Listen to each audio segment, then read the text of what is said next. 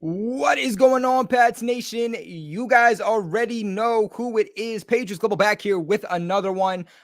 Sorry for the delay, first and foremost. My Wi-Fi seems like it always has issues whenever I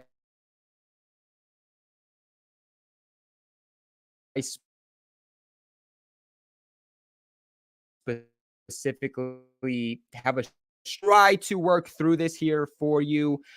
If not, I will literally just end it and hop on my phone, and we'll do it old school, and we'll have fun doing it that way.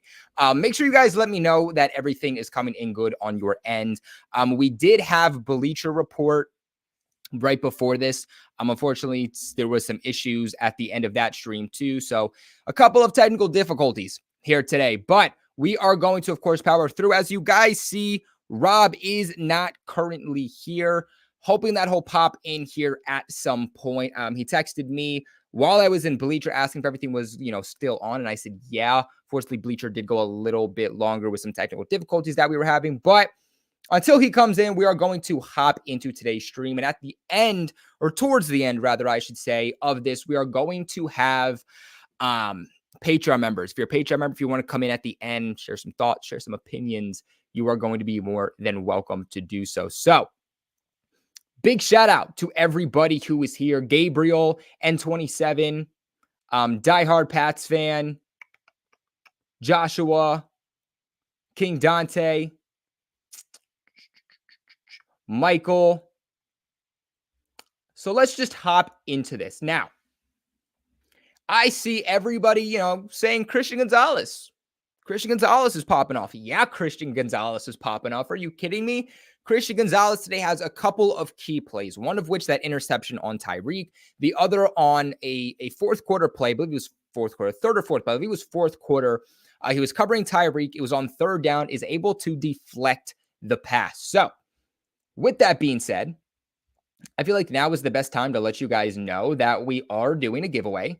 And if you already know the giveaway, perfect. But if you don't, guess what? I'm going to let you know the details right now, because speaking of one of the best players we saw this game, we are giving away, as I try to pull it here to show you, a signed Christian Gonzalez helmet. Yes, baby. We are giving away a signed Christian Gonzalez football helmet right there. You can see that it's signed. This is also fully sized. Like, this is not a mini helmet. I promise I'm not jipping you. This is a real helmet you guys see right here. I'm giving this away to one of you. In order to enter this, it is super easy. Make sure you guys are subscribed to the channel first and foremost, which you guys are all here. So I'm assuming that you guys already are. But download the Mojo Fantasy app and use our promo code GLOBAL. That's GLOBAL. There will be a link in the description below, but I'm also going to put a QR code on the screen. So, with your phones, you guys can actually just scan it. But if you guys sign up for Mojo using that promo code GLOBAL, basically that code will take you straight to the App Store. Unfortunately, right now, I'm trying to work with Mojo on it, but right now there is no app for Android. So this is for iOS, Apple users only. And you go to the App Store, you get Mojo Fantasy, you put down a $10 deposit minimum. You take a screenshot of that, you email me at patriotsglobal498@gmail.com, or tag me with a screenshot of it on Twitter, and you will be entered for a Christian Gonzalez helmet giveaway and a Zeke Elliott home jersey, giving away both of those. So if you guys want to enter, make sure you guys do follow those rules. But let's get on to today's video. Put that back up. So, my emotions have calmed down a little bit, thankfully, but I was a lot more disappointed with how this game went when I was going on Bleacher Report. New England Patriots 17 to the Miami Dolphins 24. Man, second week, man. This is the second straight week where the New England Patriots come down to the wire in a game that they should win, and they don't. Well, technically, the Patriots really had no business winning this game today, but they had the opportunity to. And it seems like it always comes down to this last minute, gotta have it situation. And then they're not there. right? Last week against the Philadelphia Eagles, we were at a position where it came down to the Patriots at about the 30, 40-yard line. Kayshon Boutte ain't able to keep his feet in. On fourth down, game over. This week, on fourth down, the Patriots go to Mike Gesicki. Mike Gesicki, unfortunately, is not able to reach the first down markers, as the pass I thought was a little bit behind him. So we had to adjust to the point where his back was to the defender and his back was to the end zone. 3 defenders around him. He knows he's not going to get the first, just tosses that ball at that point to Cole Strange. And Cole Strange, I thought at first, had that first down. I really thought Cole Strange had that first down. And then he did not. They review it. They come back and they say he did not get the first down. The Patriots went for it on fourth, and the game is over. Patriots were at about the 20, 30-yard line or so. It just seems like it's back-to-back scenarios, and I got my boy Robin here, so let's bring him in and hear his thoughts on how this heartbreaking game ended. And there we go. Robbie G, what's going on, buddy? I'm live. How are you feeling? Because I just know you're honestly, a little upset with this game. A little bit. Like, I'm trying to be PG as possible. Like, this is disheartening. I'm tired of this.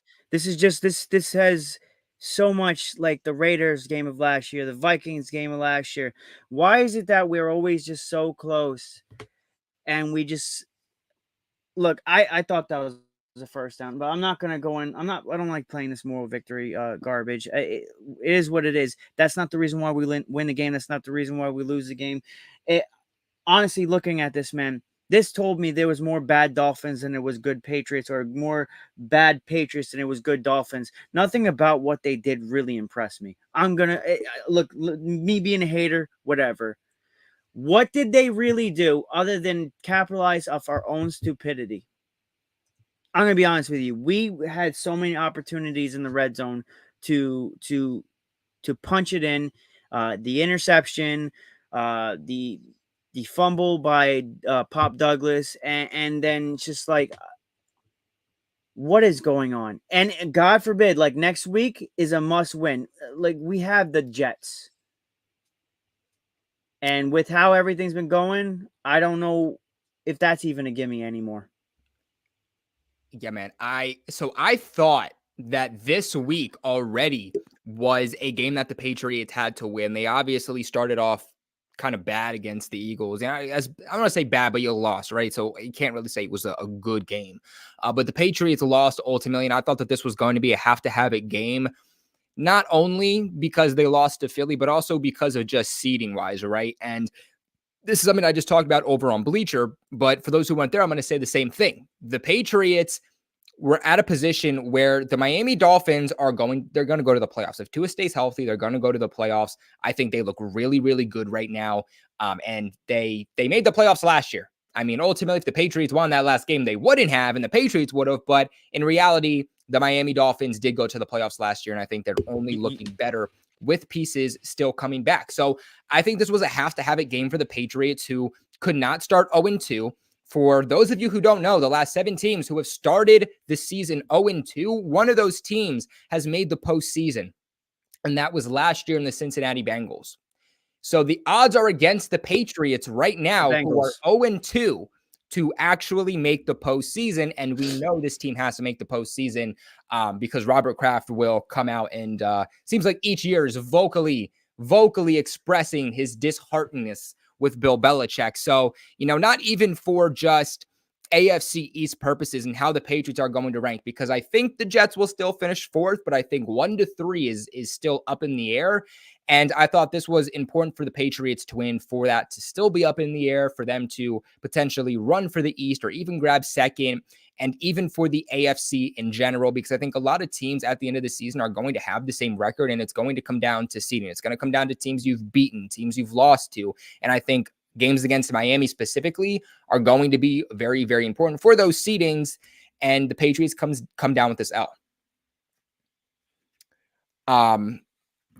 But let's break down kind of that last drive there.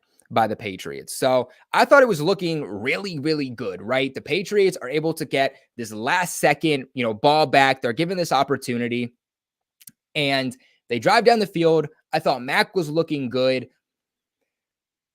Mac today, I don't know how you feel about this, Rob, but Mac today I thought looked really good for the most part under pressure. Now, look, if somebody's coming on his blind side and he doesn't see them, then he doesn't see them, and that's not really on Mac. Or if Mac only has a second and his receivers aren't open and he can't get the ball out, that's not his fault. There's not many quarterbacks where they have a second or less and can just get the ball out to a receiver. There's really not. So I think some of those sacks that Mac took, I really don't put on him, but he put over 100 passer rating today when he was under pressure. That was something that we thought Mac Jones was struggling with for his entire career. That was the hate coming on him going into the draft process. That was the hate on him so far through his NFL tenure, is that if you want to defeat Mac Jones, you put pressure on Mac Jones because he does not look good under pressure, and the numbers have shown that.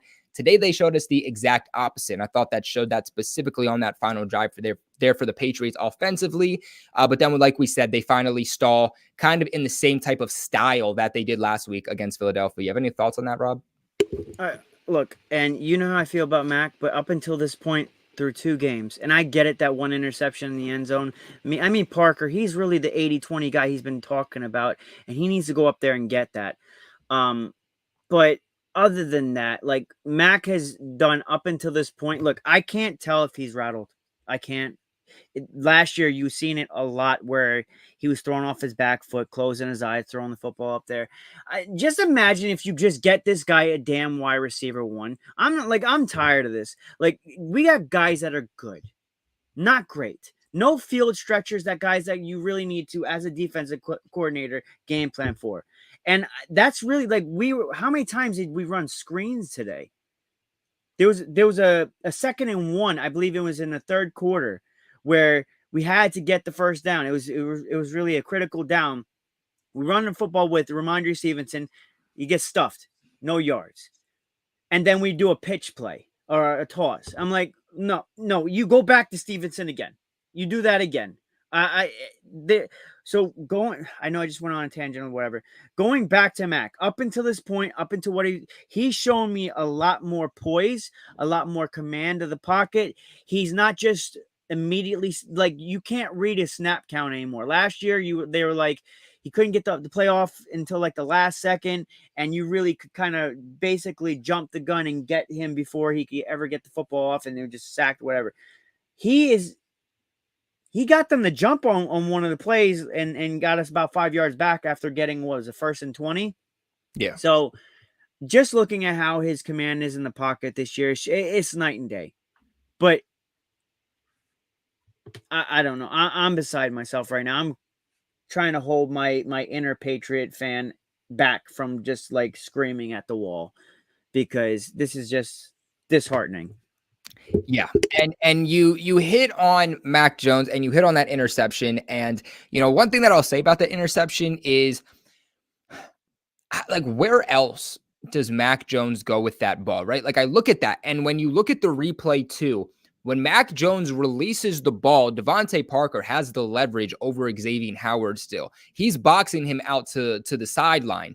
But by the time that ball comes down to Devante Parker, Parker's trying to be the defensive back, and he's boxed out by Xavier Howard, and Parker's on the sidelines out of bounds. You know what I'm saying? Like you said, 80-20. You got to make a better play on that football. And at the end of the day, he didn't. And how much did he really try? Did he slip maybe? I don't know. He doesn't look like he was trying. It doesn't. Okay, so what does he have? PTSD from last year where Xavier Howard held him down in the end zone? Because looking at what he didn't look like he even tried to jump for that. He wasn't being held down like at the first game last year. He had, like, the guy, you have to, you self-proclaimed Mr. 80-20. You have to go up there and get it. He is giving you a shot. I get it was a little bit underthrown, but it's still there. It seemed like he was playing defense as soon as that ball was in the air. He never really tried to, like, made an attempt to try to actually outdo Xavier Howard for that football.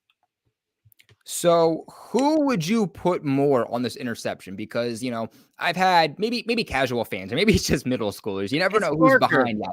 You put that fully on Parker Because I went out on Bleacher Report and said, I think that's more on Parker than it is Mac Jones. It is on Parker, man. You claim you're to be Mr. Look, you know how I feel about Mac Jones. I will not splice any hairs to try to say he's in the wrong or he's in the right. You're talking about, like, I don't think he even jumped. He was basically just like he was basically, oh, like, I'm gonna let it fall to my hands, and then he's just playing defense. He's like, oh, maybe I can't get to it. Are you scared of being injured? Or what is the deal? Like, he's not going up and getting it. He's been basically just letting the ball come to him up until this point throughout games.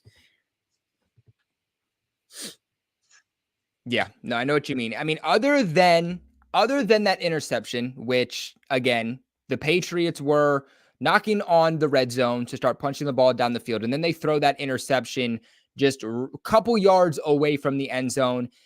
Again, it's those crucial moments that you can't make those types of turnovers, and the Patriots do.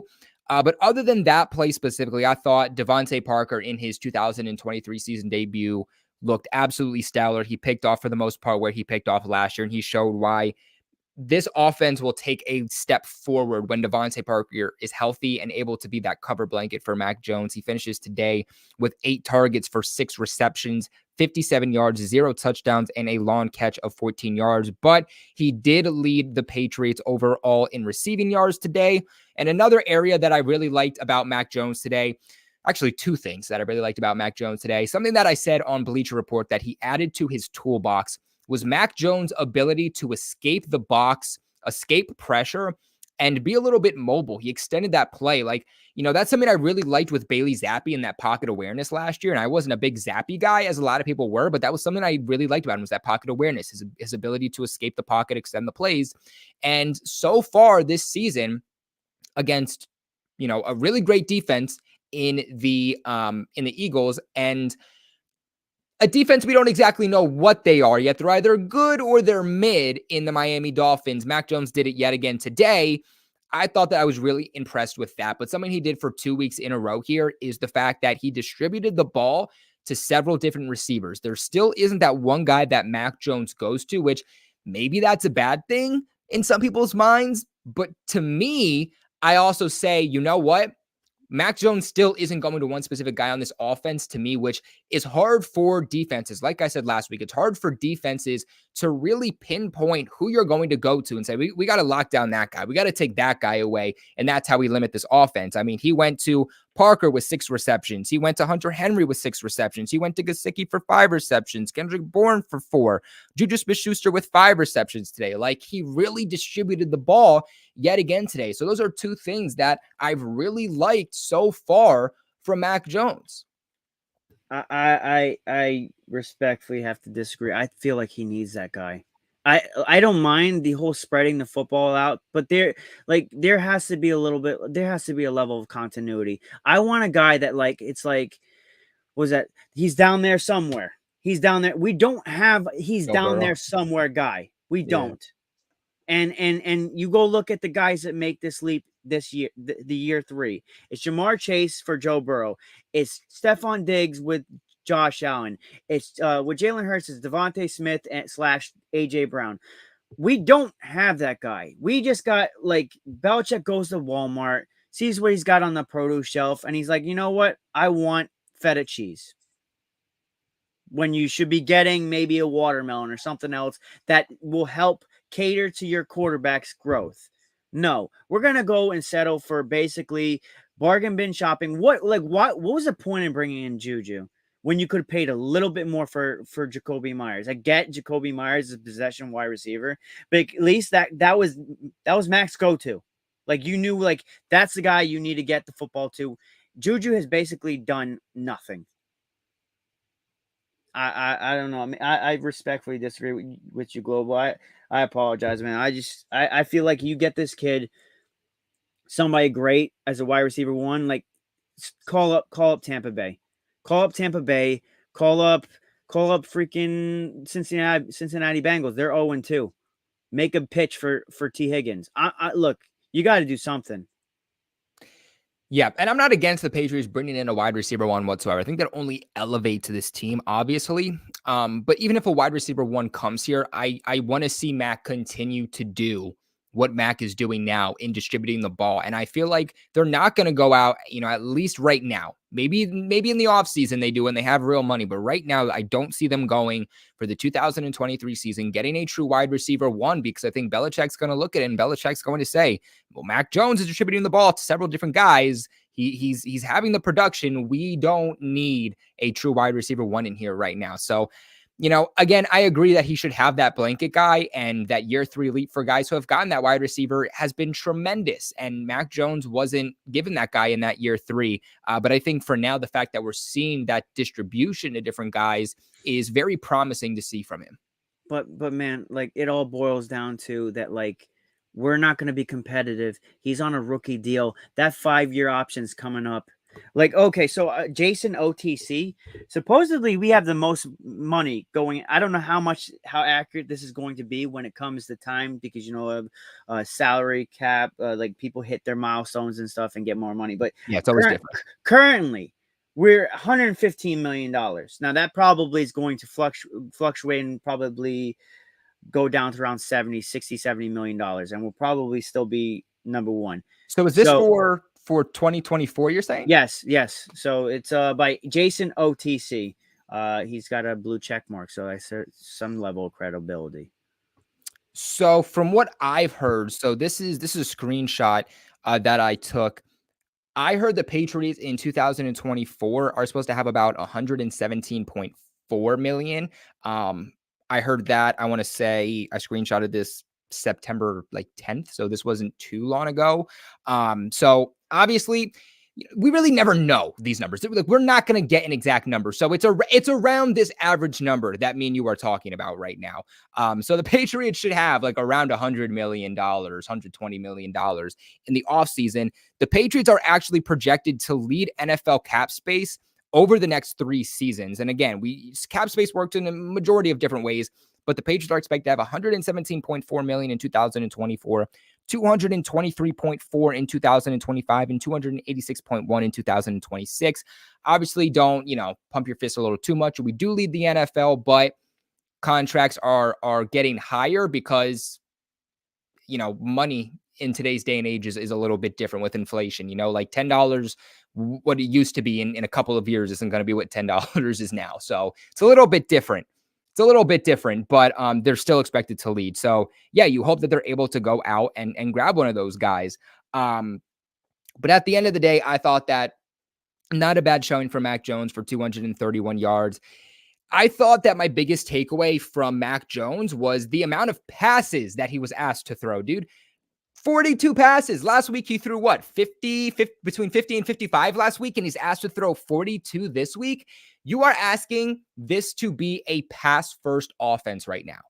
If I told you heading into this season that the Patriots were going to have to be a pass-first offense, how concerned would you be? Mac Jones is at a position where 2 weeks into the season, he is asked to put this offense on his back and pass through all of the deficiencies and issues that this team has.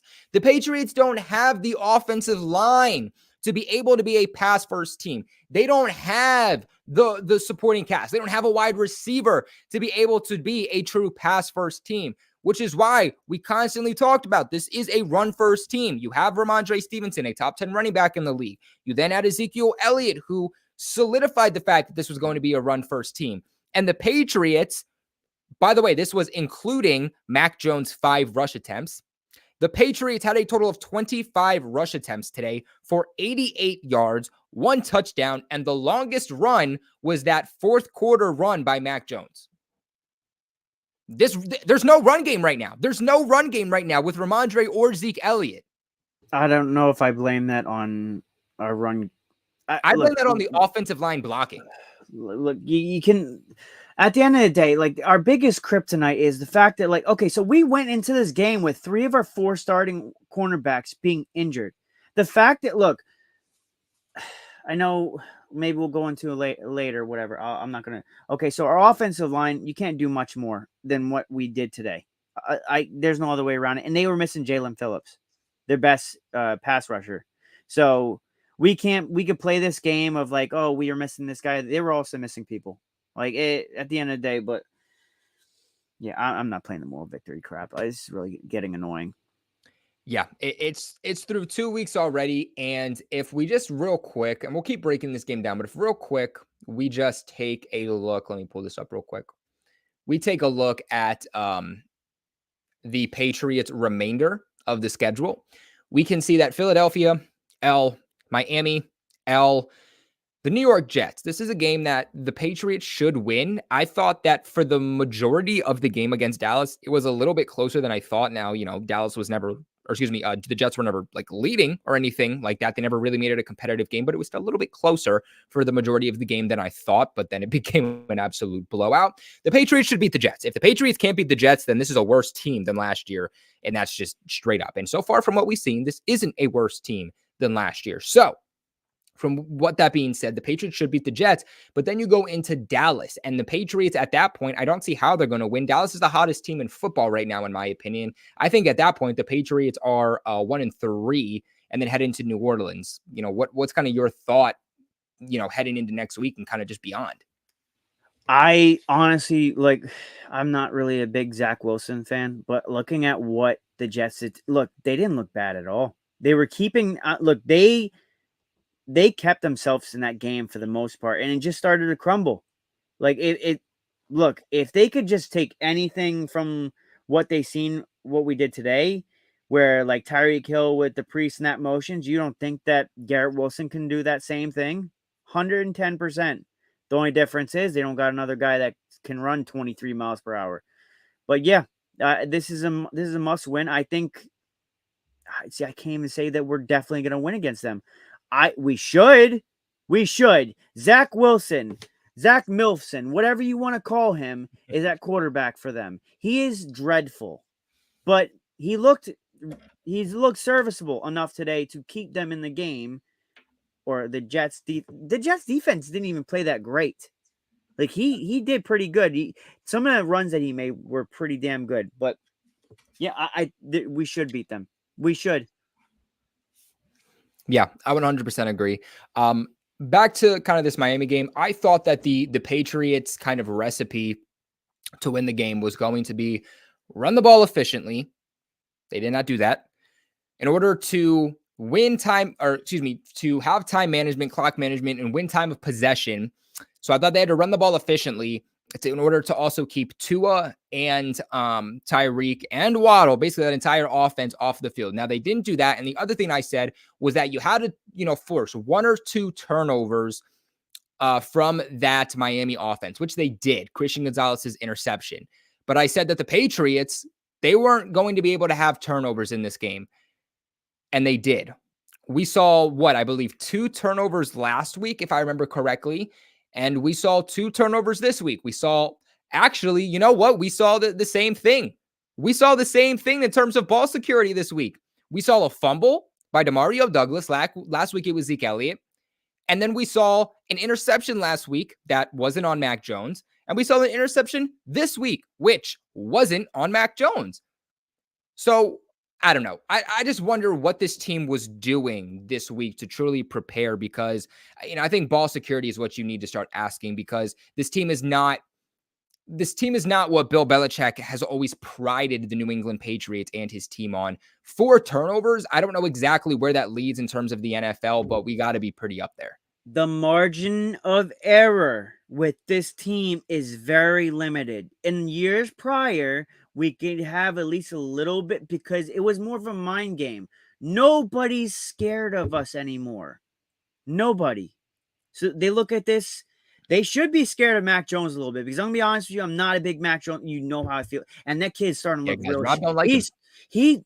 I'm not going to say I don't like him. I'm still on the fence about him. But from what I've seen so far, the kid looks really freaking sharp. Like really sharp. And to give him actual time to throw. He looks confident. There's just he looks like he has ice in his veins. Douglas doesn't fumble that football. Parker goes up and gets that damn football. We're talking a different game. Yeah, man, it really comes down to one play. And like we said, and we've stressed it now so many times, is that it really comes down to one play. And how many times did we hear that last year? Is that this team is good, but it comes down to shooting yourself in the foot and just needing one play to go your way. And the Patriots win several more games last year. And so far through 2 games this year, it is that exact same thing that we are seeing, is that the Patriots go up against good teams. They shoot themselves in the foot early on. They give themselves a position to win the game, and they keep it fairly close. But then they're not able to win because of shooting themselves in the foot too often. And again, through 2 weeks, that's the exact same thing we're seeing from what we saw last year. And I think that is a little bit concerning. Um, did you have any like key players from this game? I mean, other than Mac Jones, Miles Bryant played decent, but then, like whenever I needed him to play, he was He let up that big mixed. Waddle catch on the sideline. But then he played like Jekyll and Hyde that whole drive. Gonzo, he locked up Tyreek Hill, locked him up like that. That's my player right there. He's my player of the game. The guy is a rookie, and he was shadowing him all game, and he gave him fits. For the guy that basically said he was double cover me, this, that, and the other. No, you weren't double covered, at least not much. Gonzo, that there is. Look, people will go and maybe highlight some of the bad plays he had, but the guy's shadowing Tyreek Hill and kept him in check, like kept him locked up. So there's one thing I can be happy about. We got our cornerback of the future. Because if you could do that against Tyreek Hill, as far as I'm concerned, you can pretty much do it against anybody.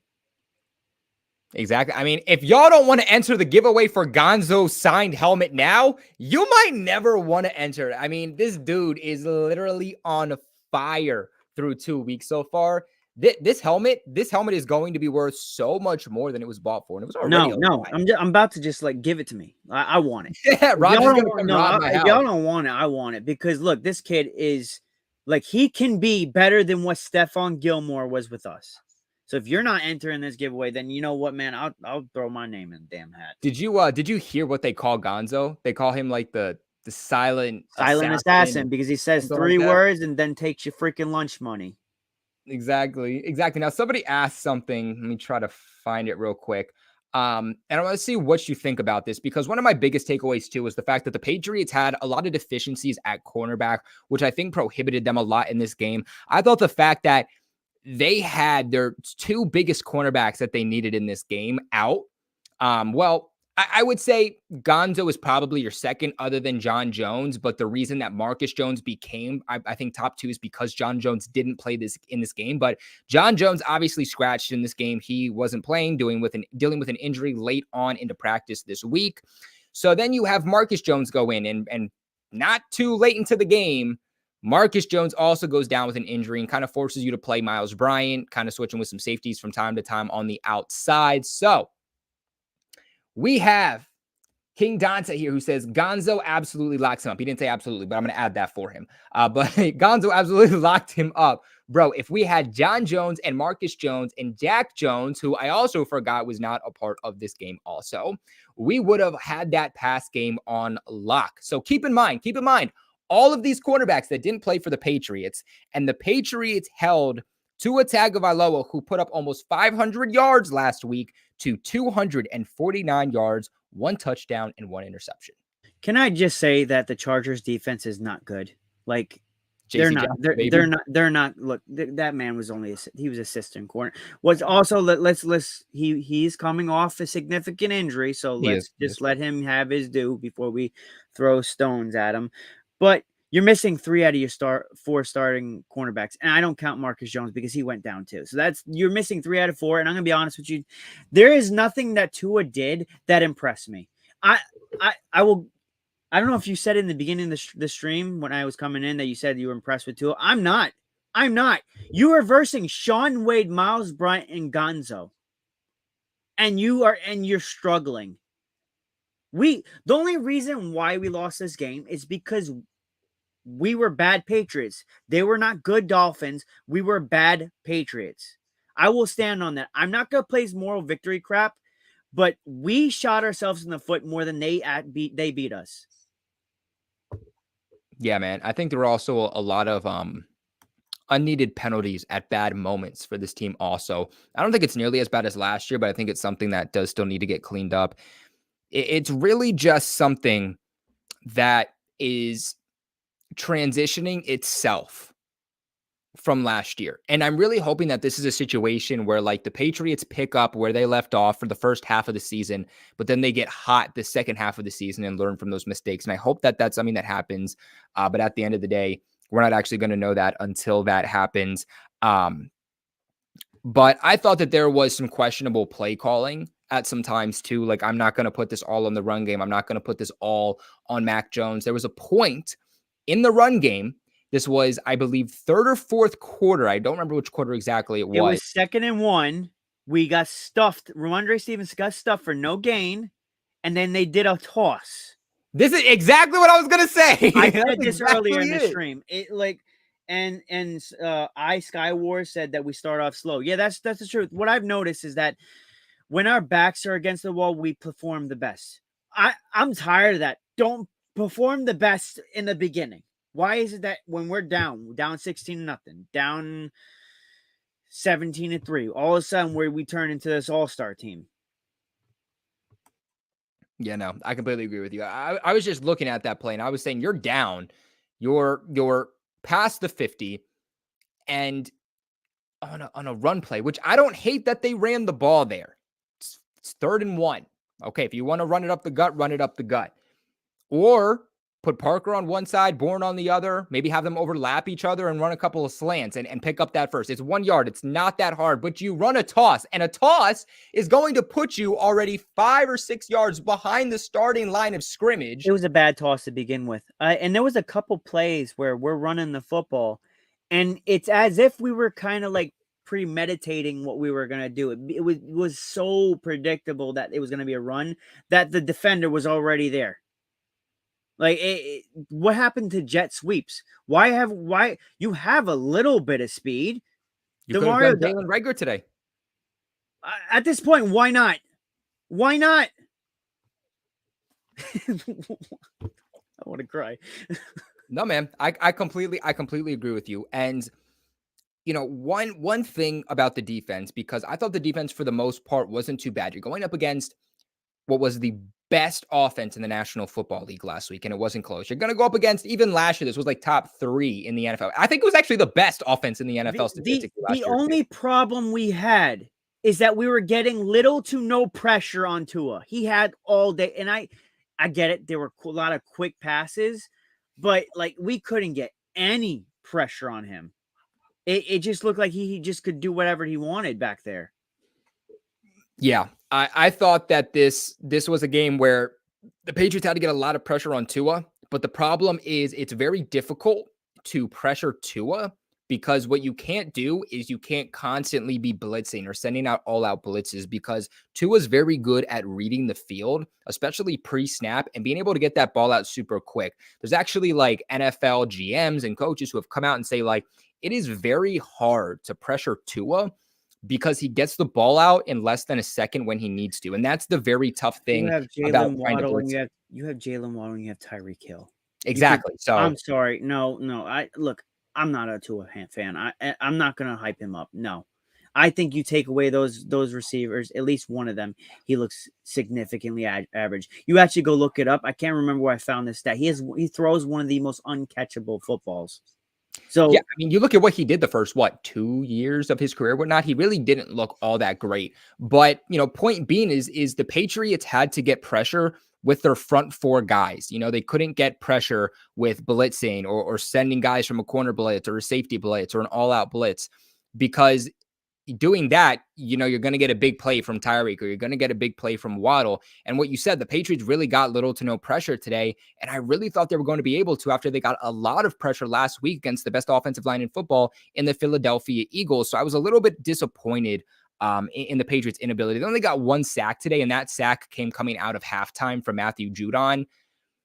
I really thought that was going to be a better piece to this defense today and was going to be a key piece in them winning. We talked about how great the defensive line is, how great the depth is, and then, it just gets inconsistent sometimes. But the biggest kind of concern that I have, I'm not concerned about the pass rush, okay? It was upsetting today, but I'm not concerned about the pass rush. They'll be fine. They'll figure it out. They have the bodies to be able to do so. They have more than enough bodies to be able to do so. To me, I'm not worried about it even in the slightest. What worries me is the interior of the defensive line, and not necessarily from a pressure standpoint, because you can get Dietrich Wise, you can get Keon White, you have Christian Barmore, who is, I think, has he's top 3 in most pressures for interior defensive linemen so far. So he's doing really well, but it's their inability to have a true a run stuffing nose tackle. You have Devon Godchow, who they signed to that extension about a year ago, and I had no idea why they did it. And I still don't know why they did it. That's a big need for them. They need to go out on a practice squad or a trade, or it needs to be one of the biggest things they go out and address this offseason, because I thought Godchow looked absolutely terrible. He looked bad from multiple missed tackle standpoints. That was another issue today defensively, was the fact that they could not tackle. They could not make secure tackles. There were several times that, Tua could have been sacked or should have been placed behind the line of scrimmage, and it didn't happen. And they picked up a first down for what should have went for a loss, or they picked up 5 yards for what should have went for a loss. But Devon Godchow had several of those opportunities. Should have had a sack, didn't. Should have had tackles beyond the line of scrimmage, didn't. And on that, I believe, fourth quarter, Raheem Mostert, the Patriots, go ahead. They get that touchdown. They end up kicking the ball off, and Mostert has that 43-yard touchdown run through the gut of the Patriots defensive line, go straight through Devon Godchow. That is my biggest concern, because that's something that we saw in the preseason was Carl Davis, was Devon Godchow, was Lawrence Guy, those guys in the interior not being able to stop the run when guys were going through them. And we saw that today with their inability to stop Mostert. No, you couldn't. The guy was running all over us. They were doing toss plays in the first half. They were doing the same toss. It was the same play over and over and over again. We couldn't stop it. I don't know. And then that one play up the middle just solidified it. Yeah, And even to kind of back up what we're saying, the Miami Dolphins rushing attack, they had 30 attempts. So they only had 5 more attempts than the Patriots did today. And they had 144 yards as a unit on the ground for a total of 2 touchdowns. And that long run by Mostert was the longest run of the game with a total of 43 yards. Now, guys, before we do continue on today, I do want to give a massive shout out to our sponsors of the channel. As I try to pull this up and stall a little bit, I want to give a massive shout out to the sponsors of the channel over at BetUS, guys. They are supporting the channel all season long, baby. They've been supporting us since August. They're going to be doing so all season long, and we could not be here without them. So there's going to be a link in the description below. I'm also going to put it in the comment sections below for you guys to go ahead and check them out. The great thing about BetUS, first and foremost, is the fact that it's available in all 50 states. So, there's some other kind of sponsors of the channel that are not able to be used everywhere. Thankfully, no matter where you are, where you go at any time, as long as you're 21, you are going to be able to use BetUS. And if you guys use that link right now, first off, supports the channel massively, but also you guys will get a massive deal, a 125% sign-up bonus by using the link in the description below. So let's say you guys put down $100. Your $100 will then turn into $225. That more than doubles your initial deposit. And if you put that on an easy bet, like something you know is going to hit, like let's say next week, let's say you sign up now and next week you bet that, let's say Travis Kelce is going to have an anytime touchdown. That is easy money. You put in $100 and you're going to get back like $250 just by that from an easy bet. So that's something you guys should absolutely do. Go ahead and check out BetUS. BetUS is actually the leading online betting platform offering a wide range of sports betting and casino games. So if you guys are like, hey, I don't really want a sports bet, well, guess what? They have blackjack, they have poker, they have everything that you guys are looking for from a casino game standpoint. They also have excellent reputation. They are super reliable. They're super secure, and they have the best customer service. So if you have any questions or you're concerned about something, you guys can hit them up. You guys can also look them up online, but you guys can also download their app, whether you are Android or you are iOS. They have extensive sports coverage from the biggest sports all around, whether that is football, basketball, soccer, baseball, and absolutely so much more, including NFL futures.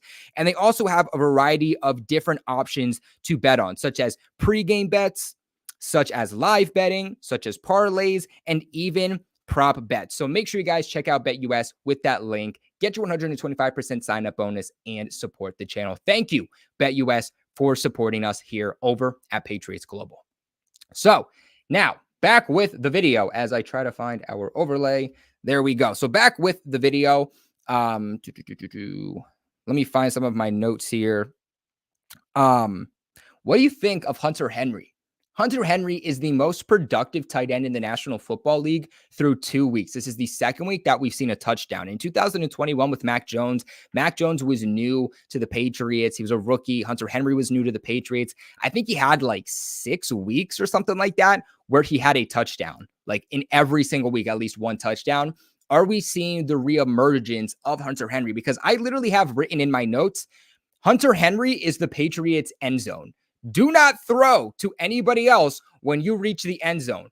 Once you reach the red zone, literally only throw to Hunter Henry and it will result in a touchdown. What are your thoughts on him so far? My thoughts are that we threw the ball to Kendrick. You seen that one play that we kept on like trying to force the Kendrick Bourne along the sidelines? So not Derrick Henry. Hunter Henry has never gone under 500 yards in his career. So, yeah, I mean, the guy is very good. He's very, very good. He's one of the best tight ends in football. I would probably put him top 5. So, yeah, keep feeding him the football. It works. The guy he makes clutch plays when you need him to make the clutch plays. He's probably Mac's favorite target outside of Kendrick Bourne. But, yeah, I don't see it. I can't say anything other than just like keep feeding him the football. It works. Yeah. I thought that, from a broad spectrum and kind of moving on from Hunter Henry, is the Patriots showed up today, but it came down to complementary football for me.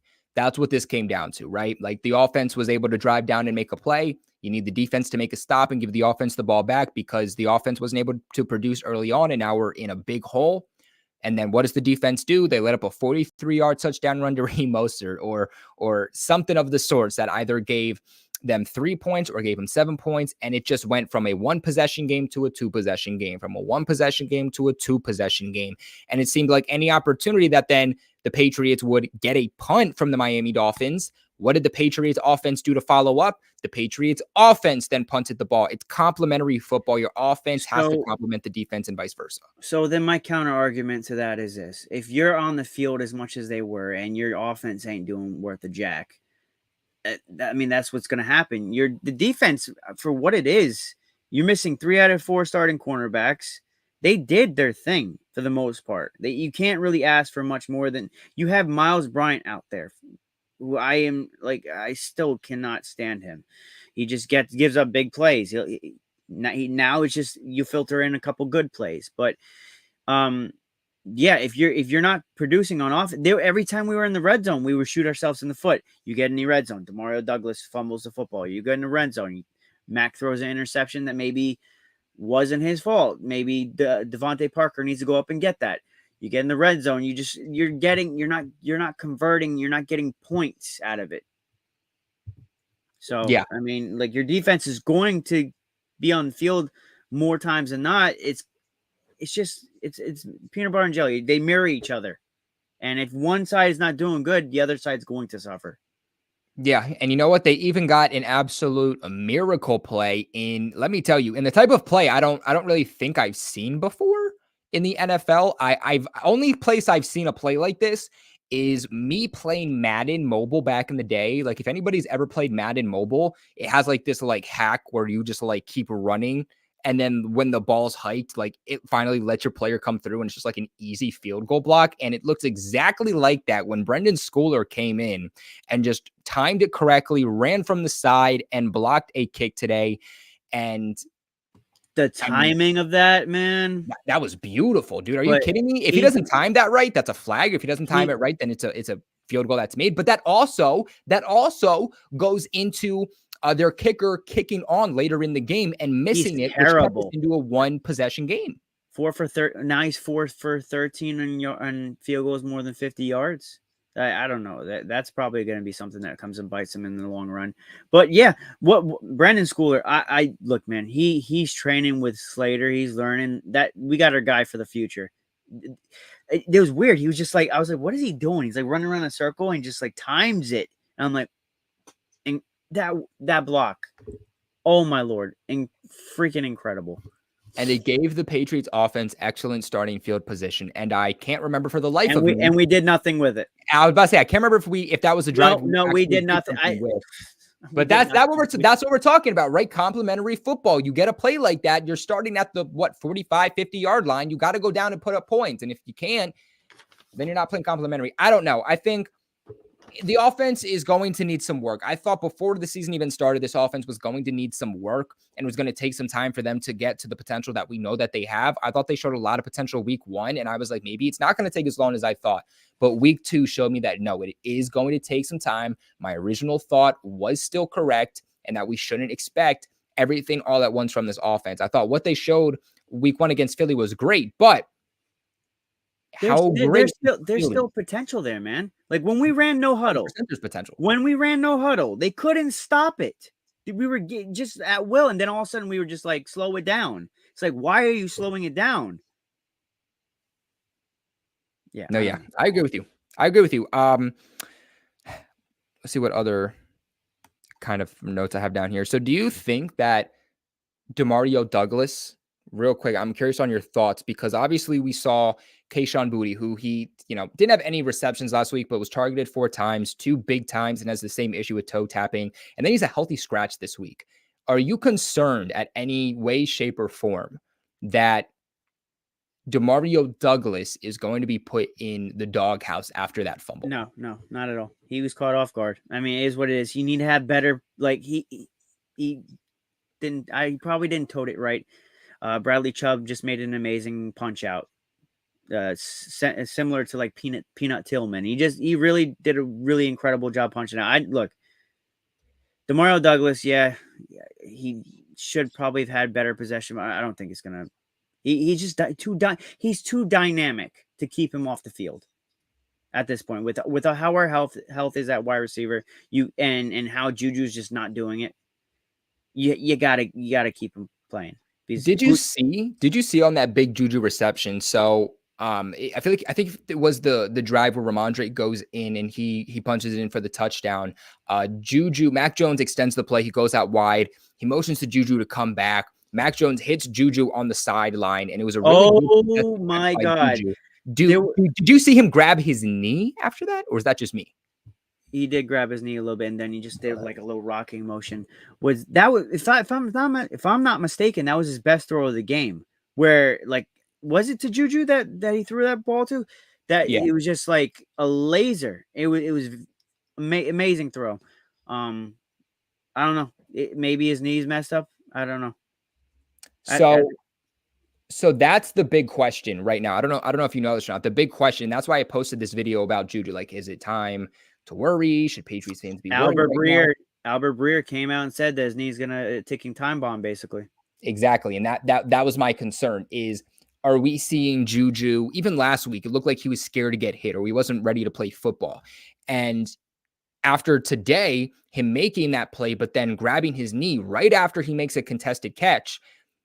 Is that knee really something we're worried about? Maybe are the Patriots not utilizing Juju the way he should be because they know about that knee? And the bigger question, I think, is going to be, is that knee something that is going to linger on constantly, right? Or is it something that just needs to heal for a few more weeks? Because if this is something that is pivotal to his career, then the Patriots need to be figuring out some type of package to ship him off, whether it's the offseason or it's now or it's the trade deadline. I don't care what it is, but you get rid of him now because you signed him to a 3-year contract. And if that knee is going to continue to be how it is now, Juju is not going to produce. He's been targeted a lot, but he's not making an impact because you can tell that he's just not 100%. You can tell that something is off and something's That could going be on. chemistry too. I mean, that could also be chemistry. Because I thought I'm he trying looked to be good. optimistic about this. I thought he looked good in the offseason. In the offseason, I thought Juju looked really, really good. I thought in training camp, he looked really, really good. And then we just don't hear anything through 2 weeks. We don't see him much in the preseason. And then these storylines come out. Did you also hear? So this is why I also said that it was concerned to me with Juju is the fact, I don't know if you saw this report come out, but it came from Andrew Callahan. And he said that there were like executives inside the Patriots organization and heads inside the organization that believe that he is the 4th or 5th best wide receiver currently on that team. Yeah, but Andrew Callahan, that was a couple days ago. Yeah, that was a little bit alarming considering you could have. And I went on my live and I told him, I was like, okay, so why, if you view him that way, did you view him this way this whole time? Or you just now started viewing him like that? Because I'm looking at the receiving core. Who are you putting above him right now? Like Parker? Right now you're putting what? Devante Parker. You're putting Kendrick Bourne. You're putting DeMario Douglas. Okay, so those are the 3 guys that are above him. Do they put Thornton above Parker when Thornton comes back? I think will be very telling on where they view Parker. I'm going to be honest with you. Parker's the highest paid wide receiver right now on this team, by the way. And I'm not big on Thornton also because he doesn't look like he can catch the football half the time. But at this point, I can't wait till he comes back. I really can't wait. I want to see, because even if it's just getting a distraction and him basically running down the sideline and you have to command that attention to him, it's going to open up our offense a lot more. I completely agree. So we do have Patreon members coming in. If you are a Patreon member, there is a link on Patreon right now. You guys can come in for the last few minutes here and share your thoughts on this game, your concerns, your positives, ultimately your takeaways. This is your time to share your voice. So anyone who is a Patreon member, that link is there right now. Just click it and it'll take you right to this stream. We got Red Sox in here.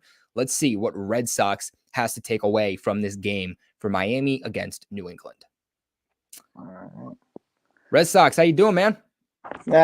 Pretty good. All things considered. All things considered. So how do you what do you take away at the end of the year? Pretty good. All things considered. All things considered. So how do you what do you take away at the end of the year? Pretty good. Oh boy, what's going on here? So what do you think? I'm not sure. I think maybe got some feedback from Red Sox, maybe Neil. Yeah, no, that wasn't me. The takeaways, what do you want first? Negatives or positives? Let's start bad. Let's hear your negatives. All right, so the negatives I would say is the offensive line is the glaring holes. Calvin Anderson, he's got to go. If I'm them, I'm on the phone with La'el Collins right now, trying to get something done with him. I liked Adrian Lowe, but I mean, outside of that, like, who else is going to fill in that tackle spot? I mean, Trent Brown's going to come back at some point. La'el Collins is coming off a significant injury. Do you really want to allocate more money to a guy that, like, you're already allocating $10 million to Trent Brown, who basically doesn't play half the time? I mean, at this point, I'd rather have Collins out there than Calvin Anderson. Calvin Anderson this year, right now, at 2 weeks in, reminds me of Marshall Newhouse from 2019. Can't block, has to have significant amounts of help. I think you're going to be allocating a lot more to this offense he's doing a disservice to you at this point. Like, Andrew Van Ginkel had 2 sacks, so many pressures coming off of that left side. It seemed like every time they were in, like, second and long, third and long, and they had, something dialed up, and Mac Jones had 3 seconds, it was Andrew Van Ginkel coming in for a sack or some type of big pressure. So what I'm doing in terms of La'el Collins is I'm bringing him in for a workout before I sign him. And the Bengals signed him to a 3-year deal originally when they traded for him from the Cowboys, and they released him straight up after signing him to a 3-year deal, goes down with that injury, and they straight up release him.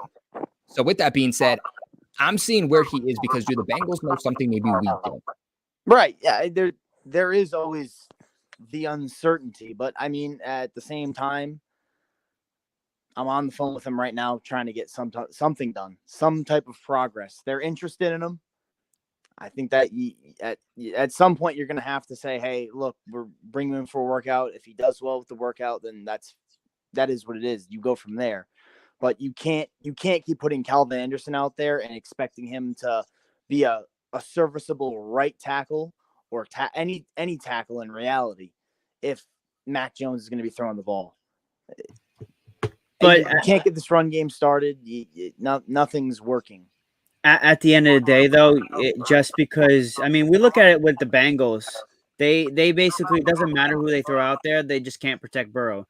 And I don't disagree with you. Maybe getting La'el Collins is a good thing to do, but like, there's a such thing as chemistry on the offensive line. You build that chemistry, and I mean, we're not versing slouches. On the Eagles versus us, and then you got the Dolphins, who I know they are missing their top pass rusher, but I mean, they still have a good coached team. So, I mean, was it Vic Fangio? He's very good.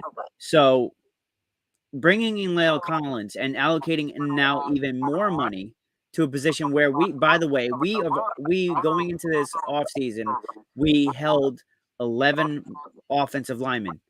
That's like 20% of our roster we was offensive linemen. If that should have been telling already. So if you're gonna go allocate even more dollars to a guy, then I mean, are you getting rid of Calvin Anderson? And then at that point, you're kind of putting all your chips on a guy that is he gonna stay healthy? Is he not gonna stay healthy? At least with Calvin Anderson, and I'm not advocating for him to stay here, but at least you have that chemistry there. I don't think there's any chemistry with Calvin Anderson. He's played 2 games, and he was out for all of training camp and all of preseason.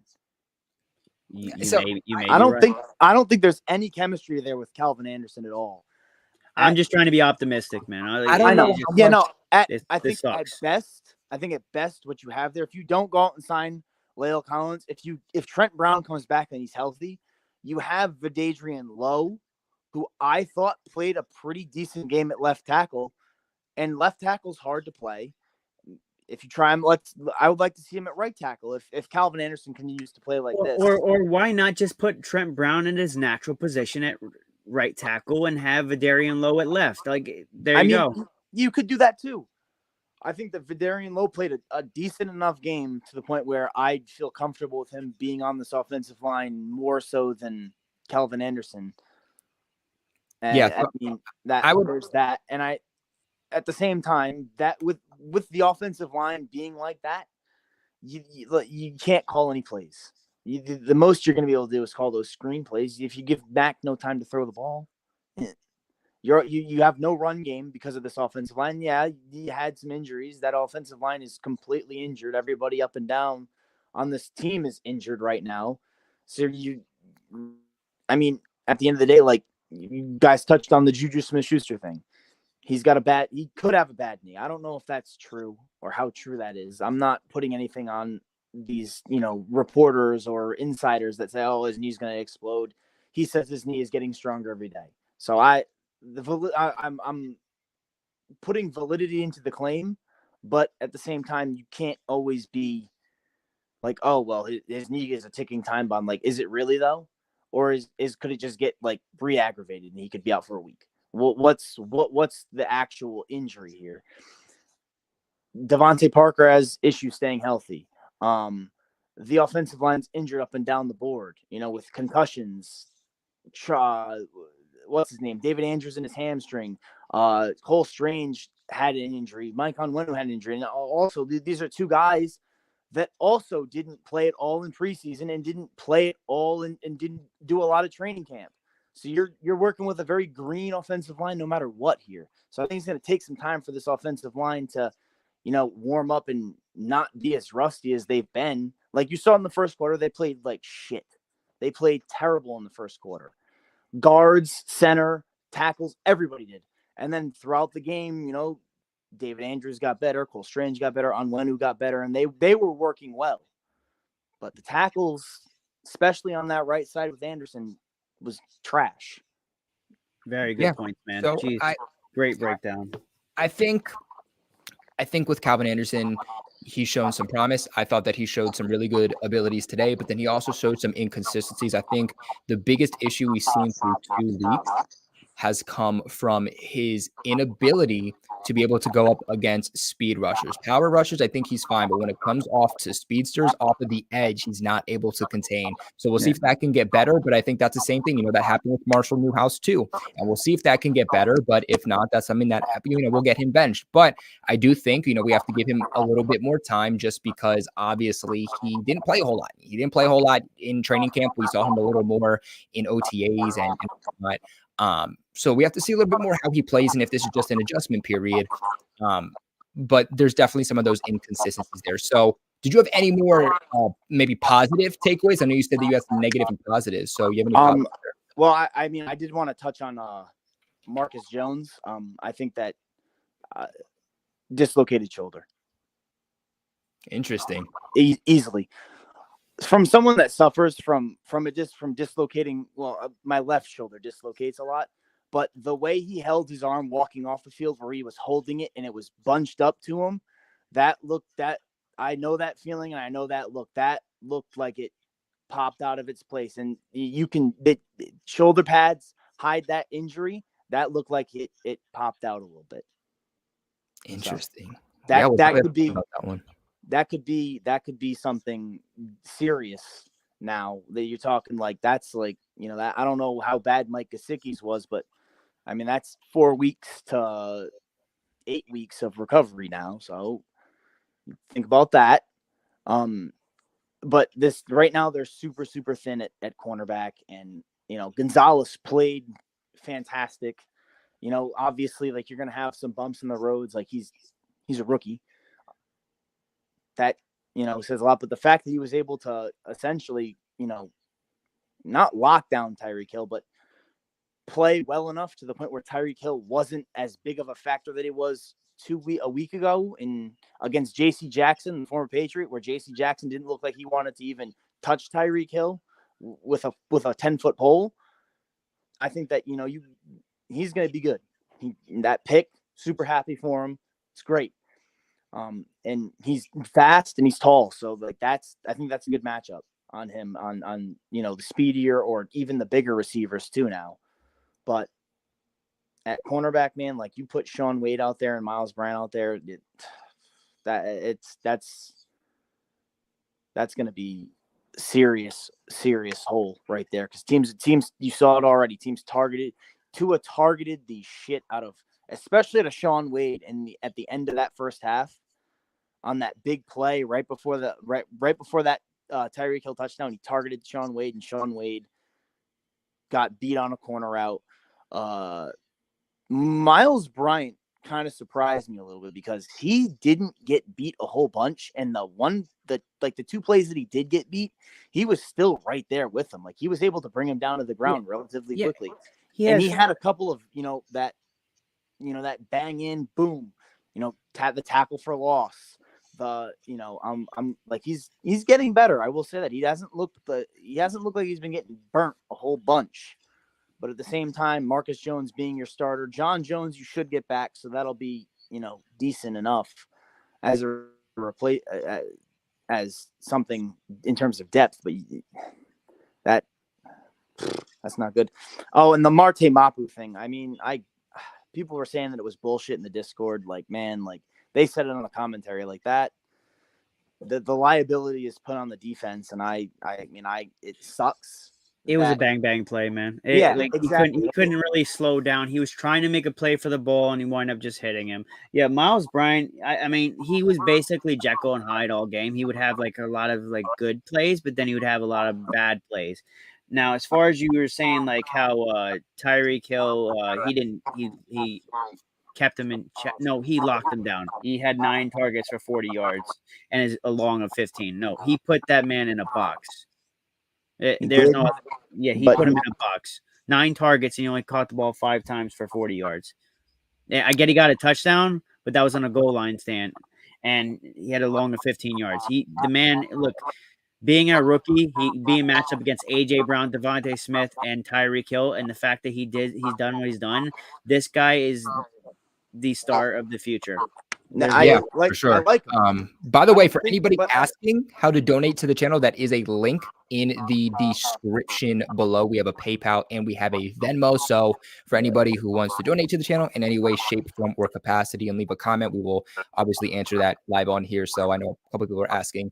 That's how you do that. But Red Sox, do you have any last couple of kind of comments here before we kind of wrap it up and have Neil come in here and share any of his thoughts? There is one thing. You guys talked about how that the Mac Jones interception. I'm gonna address it. I think that a lot of that is on Mac Jones, and there's a very specific reason. For one, Devante Parker had outside leverage the entire time on that play. Xavier Howard had inside leverage. Yes, Devante Parker may have had a step on Xavier Howard. That doesn't negate the fact that you threw it as if Devante Parker had inside leverage. He threw that ball right to Xavier Howard. That wasn't a jump ball. You're not jumping for that ball. That ball was thrown way too low. It was literally thrown to Xavier Howard's numbers. You can't do that. I'm not ragging on Mac Jones at all. I just think that was overall, I think Mac Jones had a good game. Outside of the offensive line, but this offense, you have to see some improvement here. But Mac Jones, that was just a bad play. You can have bad plays.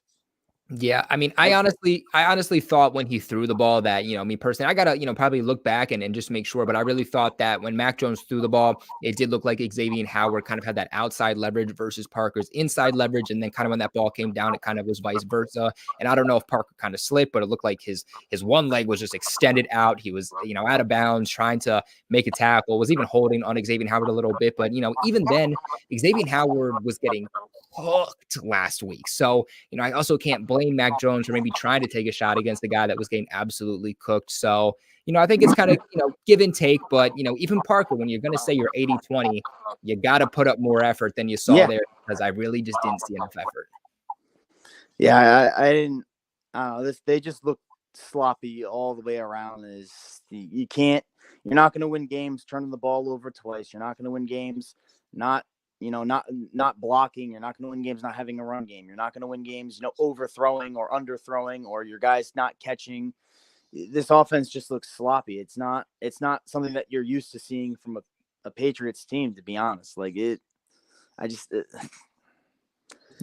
time they're put in a position where it's like, oh, like they could take the lead here, they can win this, and it's like they just find a new way to just blow it. Yeah, no, I agree. Well, Red Sox, we appreciate you for being a Patreon member, and we appreciate you for coming on and talking some football with us. And we hope that we will see you next week after the game against the Jets for our next post-game breakdown, my friend. Thank you for coming in. Yep. Alrighty, and let's see if we can hear from Neil and see if he has any thoughts. Hey, what's up, guys? How are you?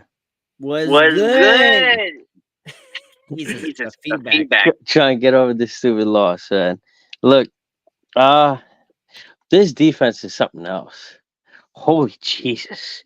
You have 3 cornerbacks that are your good guys out, and you still hold this team for 3 quarters for 17 points. That says a lot. There's so much a defense can do after your offense only lays 3 points in 3 quarters, and it takes them to the 4th quarter to do something. It's the play calling was just so questionable, especially on 3rd down. Like, I know you want to run it, but why are you tossing it? Why are you doing this stupid shit?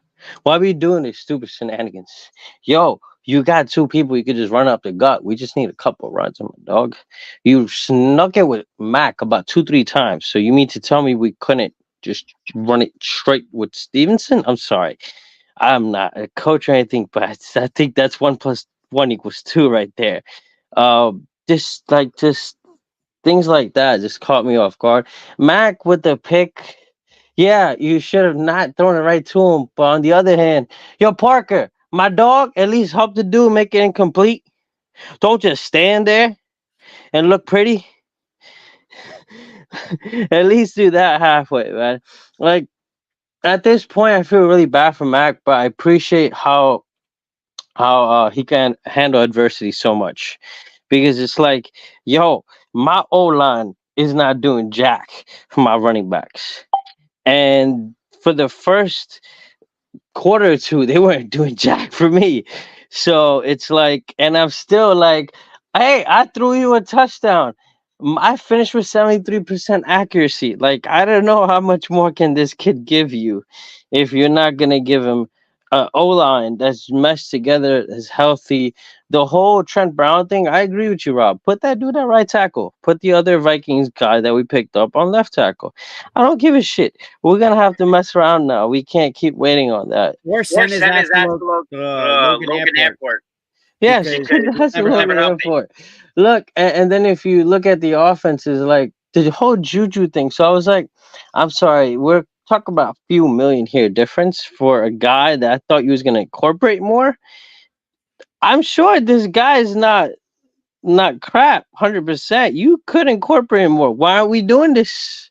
It's like it reminds me of what we did last year for the past 2-3 years. There's a guy that gets hot for the first quarter or quarter and a half, but we just dip off of him for the rest of the game.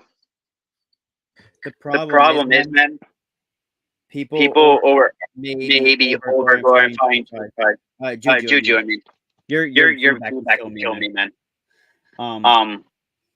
He had Kelsey. He had Antonio Brown. He's not a number one. No, That's why he's suffering. He's more tension on him. I was saying this season. He's very good at yards after catch. Outside of that, man, he can't be relied on. Period. Yeah. I mean, that's what Henry's there for, right? He's at this point Max Binky. The way Henry's played, man, he's been outstanding. KB's been there too, so it's like you got that, you got Douglas, but give the kid a number one. I mean, we're all begging at this point to give this kid a number one. You're not gonna go further deep into the playoffs if you don't get him a number one. Belichick's not gonna do it, man. I know he's not. I know he's not. We're gonna be at a bypass, Rob. We're gonna be at a bypass if Robert Kraft has enough balls. He's gonna tell him, "Hey, look, you're not GM anymore," and Bill Belichick might retaliate and be like, "All right, then I won't be a head coach anymore." Then Rob's gonna have to be like, "All right, Robert, I'm gonna have to tell you as an owner, I'm thank you, but you're gonna have to go." It might get there, bro, and I'm cool with it. It's sad. We guy don't want to spend money. He just had to spend extra $5, which we had to spend a Hopkins, but he didn't want to do it. He made the resident rent, man. More concerned with that. So, Neil, who are your let's say this as we end today's stream? Give me your let's say your top offensive player and your top defensive player from today's game. I know that's a little hard, but give me a second to think about it. Henry, definitely for the offensive player. I mean, key downs, very great catches. The amount of yards he's gotten from, like, he's been there. He needed him. For the defense, it's pretty hard. Our D-line didn't do crap, but I got to give it to Gonzo, man. Like, guy got a pick at the right time. He rotated around enough with the other D-backs to, put to Hill to 40 yards and like Rob says, a goal line touchdown. People need to understand that terminology. It makes a lot of sense. Goal line touchdown. So 40 yards. And so, hey, man, that kid, yeah, he's special, and we stole him. I'm going to keep saying this shit as a Pats fan. I don't give a fuck. I mean, not only did we do that, we also cock blocked the Jets with their tackle position. Yeah, true. Well, Neil, man, we really appreciate you for coming on the channel. We appreciate you for being here. And most importantly, we appreciate you for being a patron. Remember, guys, Neil, another big time supporter of this channel. Thank you. Just like Red Sox, as you guys seen before. We really, really, really appreciate you guys. And especially, again, while the channel is demonetized, we seriously could not be here without you guys. So appreciate you, Neil. And we really hope that we are going to see you in the next post-game stream. Any last words you got to say before we 1-3 after Cowboys, but it's gonna really tell how we react from after that. Can we actually start pushing it, beat the Saints, Vegas? But that's I'll be honest with you. I'm not gonna lie. We're not gonna beat Dallas. I'm not gonna bullshit y'all. No, there's no way. Yeah. Well, Peace out. Thank you so much, guys. I will say that What's that, Rob? they beat the Jets Yes. and they beat the Giants. We don't know that.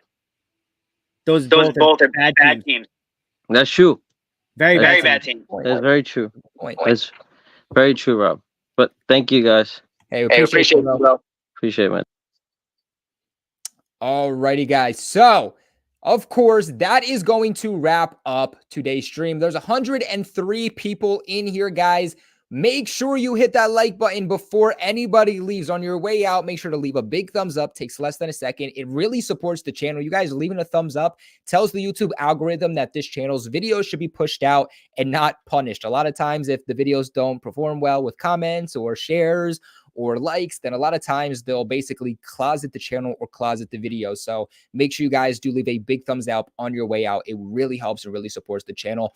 Pinned in the comment section below, you guys will see a link to BetUS, the sponsor all season long. So make sure you guys check them out and check out the community tab while you guys are at it to see how you can enter a giveaway for a signed Patriots rookie first-round pick, Christian Gonzalez helmet, and a Zeke Elliott home jersey. As always, appreciate you guys for being here and appreciate Rob for being here. This is your duo, me and Rob, all season long for post-game coverage. We'll see you guys all season long. Rob, is there anything that you want to say before we log off?